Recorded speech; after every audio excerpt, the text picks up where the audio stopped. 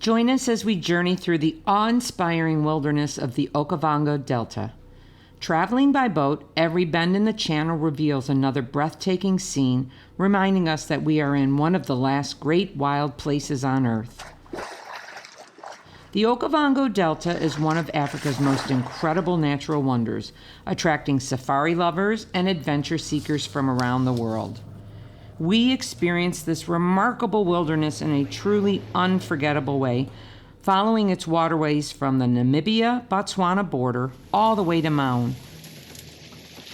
Along the way, we witnessed ever-changing landscapes, extraordinary wildlife, and its crystal-clear waters up close. Known simply as the Trans Okavango, this adventure had been high on our bucket list for many years. We planned a continuous 6-day journey, so the water needed to be high enough to float a boat through the entire delta. The greatest challenge typically arises at the Core Flats, located roughly at the halfway mark, west of Chiefs Island. We saw firsthand just how intimidating the Core Flats are and how much respect this area of the delta demands. There were 5 of us in the boat: Wes, Matt, the trip leader, and his daughter, Mike, our guide and skipper, and me. We first met Matt more than 15 years ago at Duba Camp. Since then, the Rawlins family has shared several adventures with him, including bush safaris, climbing Mount Kilimanjaro with Wes and 2 of his daughters, and most memorably, canoeing the entire length of the Selinda Spillway with Wes. To kick things off, we took a few days in the bush at Matt's safari camp, Dinara. Dinara Camp is stunning and made even more special by its location within a private concession with exceptional game viewing.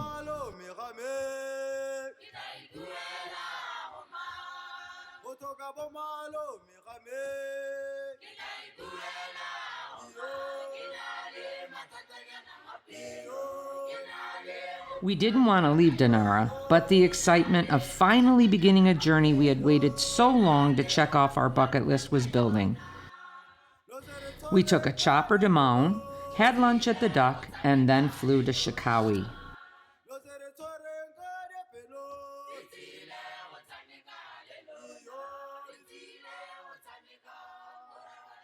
A bit of background might be helpful.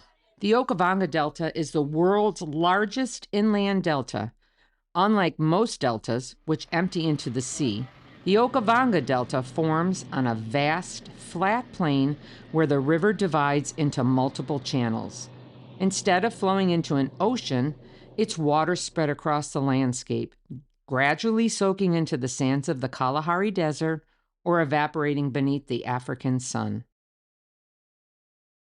We wanted to start our journey at the Namibia-Botswana border, in part to say we had completed the entire length of the Trans Okavango, but also because we wanted to see the Mohembo Bridge and its marvelous elephant tusk suspension towers.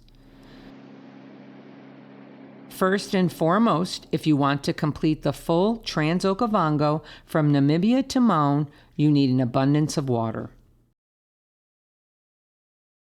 The delta is fed by 2 sources: seasonal rainfall within Botswana and floodwaters flowing hundreds of miles south from the highlands of Angola. 1, 2, 3, 4, 5, 6, 7 meters there, at 21 foot. This bird is a Pell's fishing owl. For bird watchers, it is the holy grail of sightings. Ironically, the very thing that kept us from booking this adventure years ago became the underpinning of our story. This trip was all about getting the stars to align, meaning there were many moving parts and conditions to manage. Let me explain. The delta is a sandy desert with only about 160 meters of elevation change from north to south, a remarkably shallow gradient over the nearly 250 river miles from the Namibia border to Maun. It takes about 4 months for the water to flow from the top of the delta to Maun.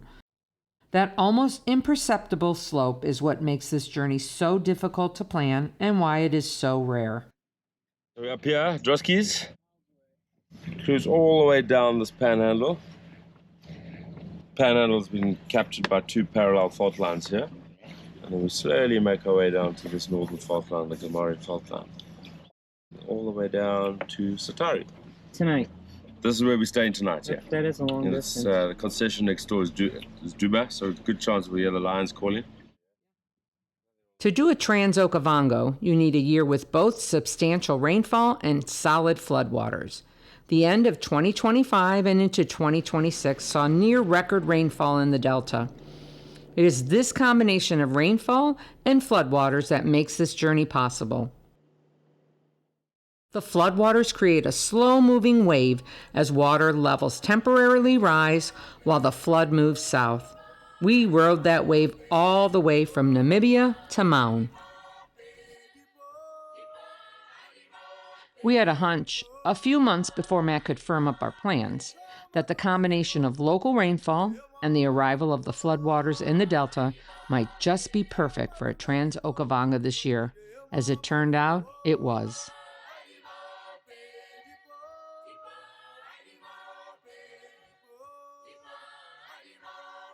Wes wanted to take the Boro River branch, number 2 on the map, which cuts through the central part of the Delta. This request made the water requirements even more demanding, as this route takes you through the area known as the Core Flats. Biggest danger on the river here is on the surface. So if anything ever happens, you take a deep breath, you try to stay as deep underwater as you can, and you get away onto the side, depending what it is. If it's a hippo or a croc, you still just stay under and you try to move away, and you surface. And on this stuff, you can crawl out on it. You won't be able to stand on it, but you can pull yourself, you can crawl. I mean, the idea is just to get out of the water, if in the worst case scenario, you know. Wow. In recent years, more of the Delta's water has shifted eastward, possibly due to a shift in the fault line. As a result of the change in water flow, the Core Flats now have lower overall water levels. This tightens the window of opportunity to navigate a decent-sized motorboat through this section. Mike, is the engine running good now? It's perfect, 100%. At this stage, we've got no issues. If the water level at the Core Flats isn't high enough when you arrive, your boat will simply run aground on the sandy bottom and the expedition is effectively over. At that point, your best option might be a helicopter rescue. Or, if you're fortunate and resourceful, you might be able to call in a smaller boat with a lighter motor to ferry people and gear across the shallows to a second boat in deeper water. Passing by the Duba Channel Junction, we knew we were getting close to tonight's camp. It was also a reminder of how lucky we were to have this year's extraordinary amount of water, helping compensate for the increased flow now heading into the Duba Channel and away from the Core Flats. More on the Core Flats in a moment. It was a long day, but as it turned out, not nearly as long as the next 2 days would be. Even when you have the perfect combination of rainfall, flooding, and impeccable timing needed to fill the Delta with enough water to complete the Core Flats section of a Trans Okavango, a combination that does not happen every year, booking commercial guests from outside the country adds another major logistical challenge. After Kidra, it'll be this region. This section, yeah. The Delta's rivers and channels pass through private concessions. Matt relied on Endeavor Safaris to manage the logistics of our Trans Okavango. Mike Hill and his wife Sylvia, who own the safari company, have spent years building relationships and securing agreements with safari camps along the route. Thanks to their efforts, we were able to spend 3 of our nights at these wonderful camps as paying guests while enjoying the rare privilege of quietly passing through their concessions. Once you pass through the Core Flats, there are designated campsites available. These sites require permits that must be made in advance. One of Endeavor Safari's specialties is its fully serviced mobile camps. For our final 2 nights, we stayed in a nomadic camp that was moved from one site to the next.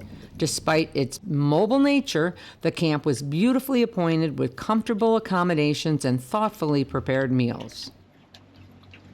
Another challenge in planning a Trans Okavango is coordinating everyone's schedule within this exceptionally narrow window of opportunity. Matt needed Mike's go, no-go decision before we could know whether all the necessary conditions would align. That left us with only 4 weeks to make our final preparations, including plane tickets, dog sitting, and work coverage for me. There are several companies that offer boating safaris in the Delta, but Mike's company is one of only a handful with both mobile camps and the experience to safely conduct a full core flats Trans Okavango. As a personal friend of Matt's, he graciously rearranged his commitments to organize our expedition and join us on the journey. What happens when the GoPro goes overboard? Mike happens. Notice how he looked under the boat before jumping in. Yay! Okay. Adding another layer of complexity, the channels through the Delta are constantly changing. Even with GPS and experience from previous trips, you can still encounter blockages that require careful navigation, a challenge even for the most experienced Trans Okavango operators such as Mike.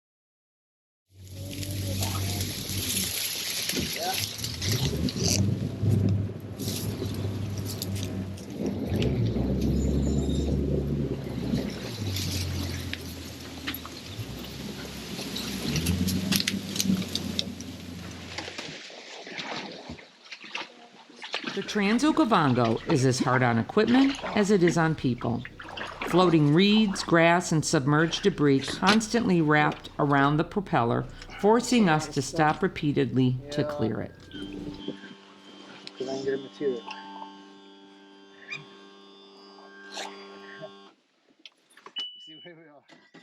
Several times the channel blockage was too thick to make our way through. We needed to back up and try another approach. We would no sooner find a clear path than run into another blockage. Open water! Open water. Well done, Mike. Well done.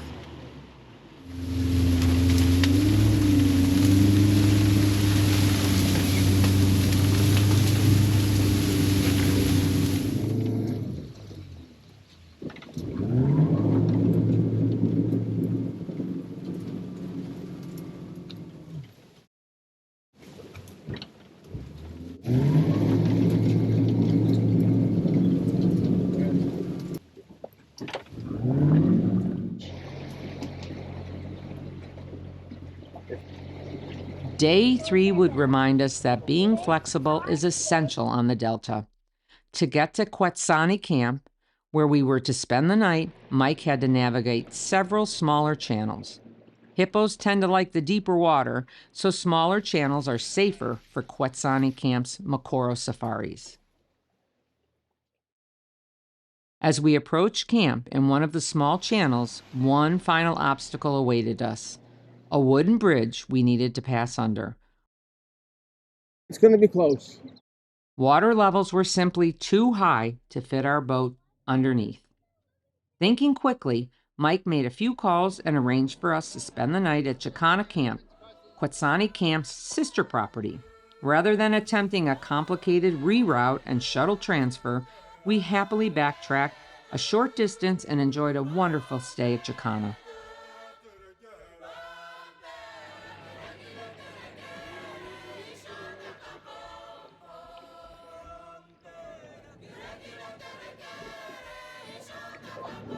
Hello.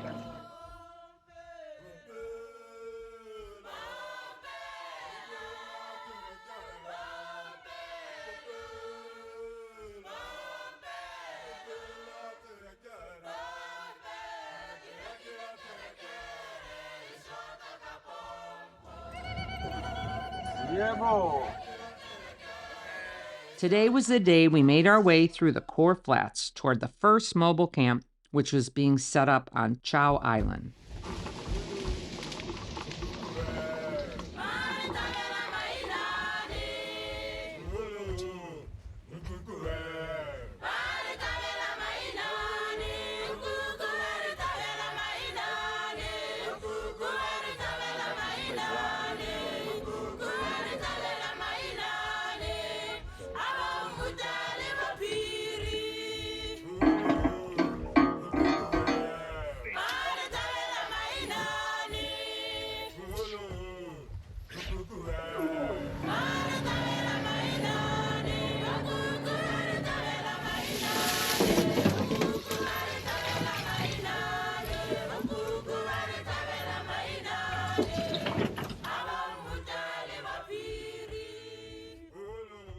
Even with Mike clearing the prop by running the motor in reverse and removing debris by hand, the constant strain eventually became too much for the fuel system and the overworked fuel pump failed.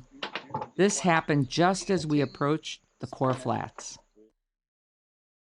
What happened next was remarkable.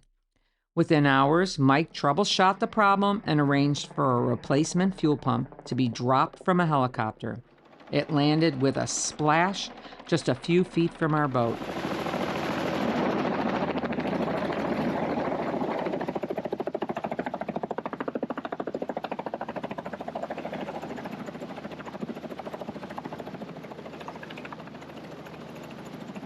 Okay, the moment of truth. That's crazy. That's better than Amazon. Looks the same. He sent us a brand new one. Working together, Mike and Matt installed the new pump, and before long, we were back underway.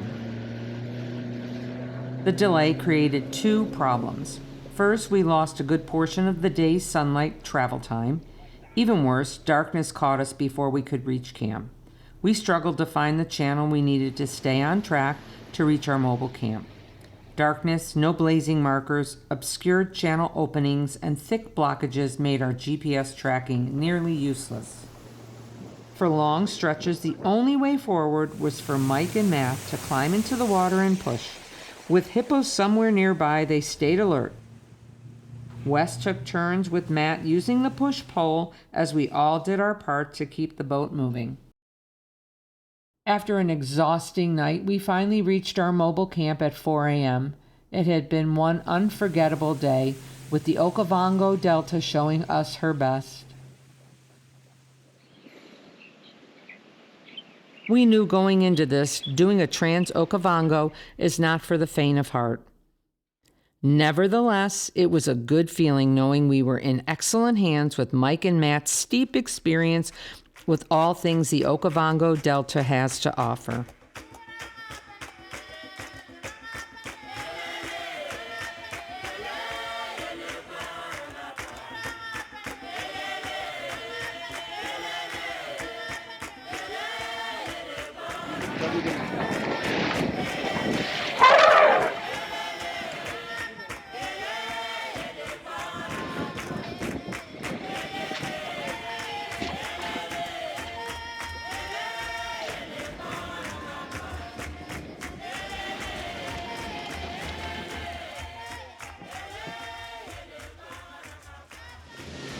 Tonight was our last night on the river. We made it to Lemon Tree Campsite, and there was a real sense of accomplishment and joy in our hearts. It was hard to believe how quickly the journey had passed. The entire trip seemed to have flown by in a blur. We shared a wonderful farewell dinner together, then pulled a hiker's midnight, turning in soon after the stars emerged overhead. Crocs, I do crocs, yeah. Not too much in bots, eh? Thank you. Did you notice the bathtub ring on the papyrus near the top of the delta? The gap between the high water mark and the current channel shows just how far this year's floodwaters have fallen at the top of the delta, while at the same time, the waters closer to Maun have risen. This image from Google Maps shows the Lemon Tree site where we spent our last night on the river. The entire area is dry as a bone. To go from this to this is quite amazing. It illustrates why there are so few prepaid bookings for a Trans Okavango. I love the Ellies, so our last day on the river was absolutely outstanding. As I mentioned at the start, there were a lot of moving parts to our adventure. Getting all those pieces to come together, people, boats, camps, logistics, and the ever-changing river, is in large part of what makes a Trans Okavango so special. When Matt told us we were good to go for a July 2026 Trans Okavango, we were beyond excited. Let me see your teeth. Come on, baby. Let me see those bubbles. By the time we completed our journey and arrived back in Maun, the Trans Okavango had surpassed every expectation.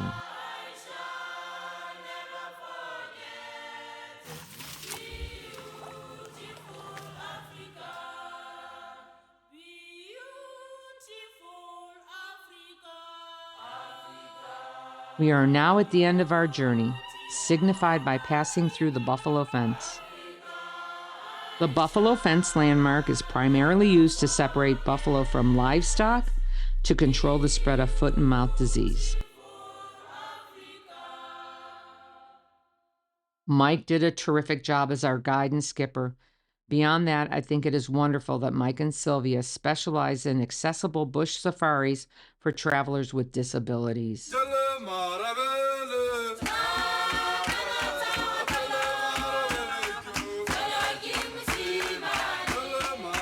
To close, thank you, Matt, for making this dream a reality.